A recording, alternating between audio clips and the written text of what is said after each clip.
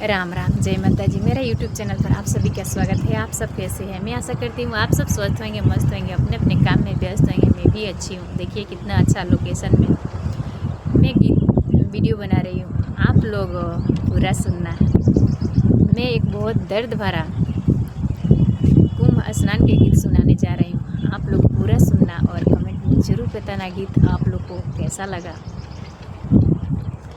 मिली जुली गौआ नगरिया कुंभ नहाए गईले हो। मिली जुली गौआ नगरिया कुंभ नहाए गईले हो। ए गंगा मैया कुंभ नहाए गईले हो।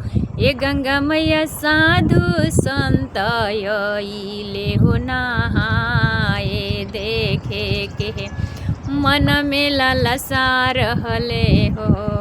हे गंगा मैया साधु संत आइले हो नहाए देखे के मन में लालसा रहले हो। कई साल बाद वहाँ लगले है कुंभ नहनवा हो। ये गंगा मैया कुंभ नहनवा हो। ये गंगा मैया मिली जुली गईल हो नहाए त घटनवा नाही जानत रहल हो। ये गंगा मैया मिली जुली गईल हो नहाए हो घटनवा नाही जानत रहल हो। संगम नहैती करती हाथवा से दान पुनः हो। संगम नहैती करती हाथवा से दान पुनः हो। हे गंगा मैया हाथवा से दान पुनः हो। हे गंगा मैया मानवा में रहल बड़ा आस होत आसवा नाही पूरा भइले हो। ये गंगा मैया दान पुण्य करती हो। ये गंगा मैया पूरल नाही मानवा के आस तगी केतना लोग के जनवा गईले हो।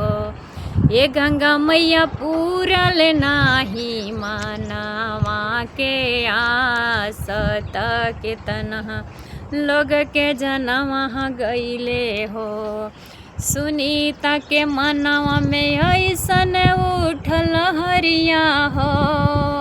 हे गंगा मैया उठल हरिया हो। ये गंगा मैया केतना दूर से पैदल चल के आइल हो नहाए खातिर संगम गईल हो। ये गंगा मैया केतना दूर से पैदल चल के आइल हो नहाए खातिर संगम में गईल हो। कौन खसुरवा गंगा मैया लगवा से भइले हो। ये गंगा मैया लगवा से भइले हो। ये गंगा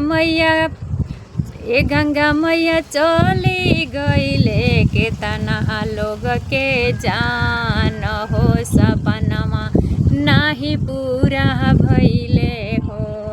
ये गंगा मैया चली गईले केतना लोग के जान हो। सपनवा नाही पूरा भइले हो। मिली जुली गौआ नगरिया कुंभ नहाए गईले हो। ये गंगा मैया कुंभ नहाए गईले हो।